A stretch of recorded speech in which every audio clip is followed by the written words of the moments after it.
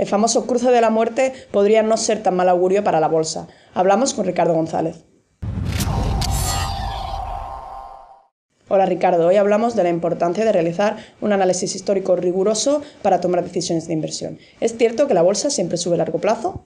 A ver, cuando un inversor habla generalmente de la bolsa, pues se refiere al comportamiento de un índice en concreto, ya sea el IBEX, el S&P 500 o el DAX, cualquiera de los índices nos valdría como referencia. El problema en esto es que a la hora de reflejar la realidad de lo acontecido en los mercados, los índices generalmente se componen de las empresas más grandes. ¿Qué significa esto? Que si una empresa dentro del índice lo hace mal, pierde tamaño y por tanto es sustituida con el paso del tiempo por otra empresa que en los años previos lo hiciese bien y que por lo tanto ha crecido de tamaño. Esto hace que periódicamente salgan de los índices compañías y sean sustituidas por otras, generando una situación en la que los propios índices solo se mantienen los líderes de la época, ¿no? Los valores más destacados de cada época, transmitiendo la falsa sensación a largo plazo de que la bolsa pues siempre sube, ¿no? Porque siempre se ha ido regenerando con esos valores líderes en cada época. No obstante, hay algo que los índices no reflejan o no tienen en cuenta. Y es que muchas de las compañías que formaron parte de los mercados a lo largo de la historia terminaron por desaparecer, hundiéndose, quebrando, y de hecho son la mayoría de ellas. La mayoría de las empresas terminan saliendo de bolsa porque no son rentables o porque directamente cesan en su actividad. Lo que sucede con los índices es que no reflejan esta cruel realidad, ¿no?, de las empresas que terminan quebrando o desapareciendo, porque cuando una empresa va mal dentro de un índice, literalmente no forma parte de ese índice y por lo tanto esa historia se olvida o no queda reflejada en los índices. Entonces, en contra de lo que muchos inversores piensan, los índices no reflejan lo que sucede en el mercado, sino que simplemente se dedican a reflejar el comportamiento de una élite de valores. Teniendo presente esto, cuando hablamos de que a largo plazo la bolsa siempre sube, estamos cometiendo un error semántico, ya que estamos dando por hecho que los índices reflejan todo el mercado, cuando en realidad reflejan una pequeña minoría. ¿Cómo valoras las alertas sobre el último cruce de la muerte en el S&P 500? El cruce de la muerte originalmente se conoce como cuando la media de 50 sesiones o de 50 días cruza por debajo de la media de 200 sesiones, ¿no?, sobre un activo, sobre un índice y demás.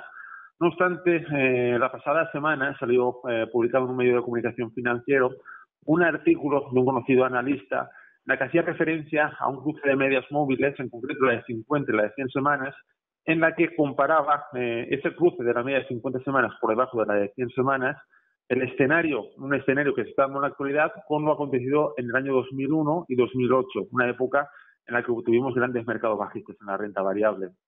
En el artículo se argumenta que cuando el promedio móvil de 50 semanas cae por debajo del promedio móvil de 100 semanas, han habido mercados bajistas, pero solo nos hablan del año 2001 y 2008, los mercados bajistas que tenemos más recientes, y no incluye un histórico más amplio que demuestre cuál es la fiabilidad de este indicador, ¿no?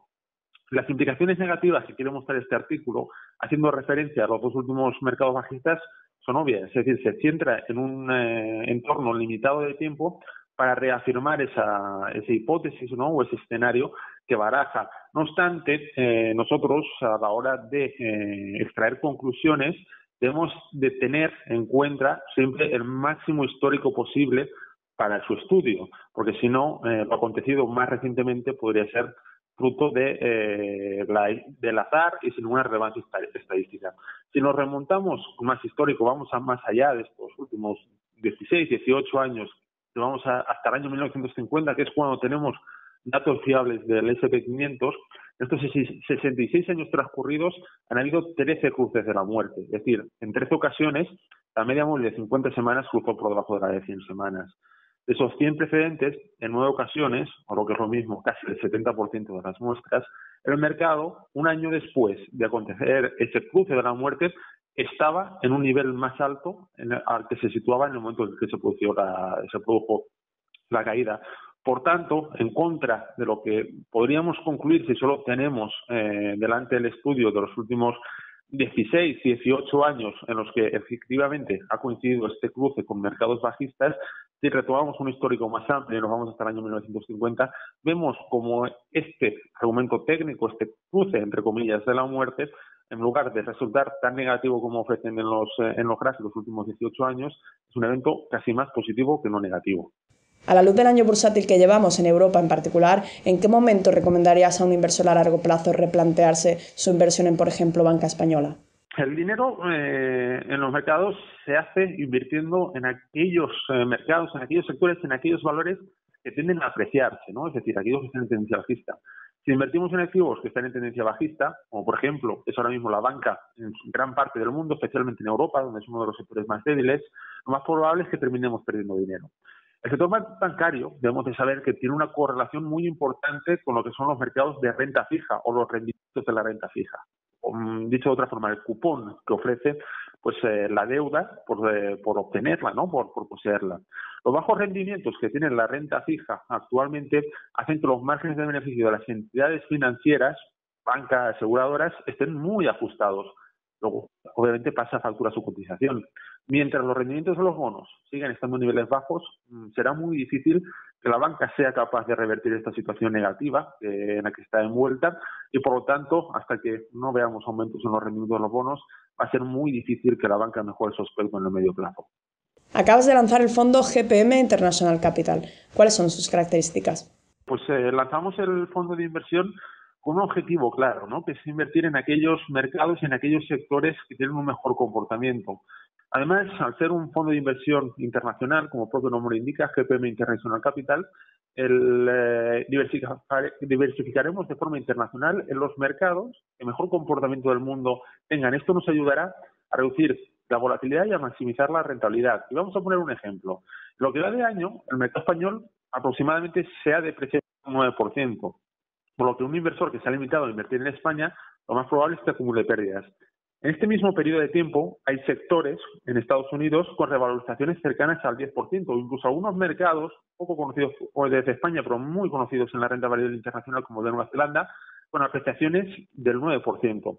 Esto es lo que buscamos en el fondo, invertir en cada momento en aquellos mercados, en aquellos sectores que mejor lo estén haciendo y dejar de lado aquellos mercados que por una razón u otra están en tendencia bajista y que por tanto suponen un claro coste de oportunidad y pérdida para sus inversores.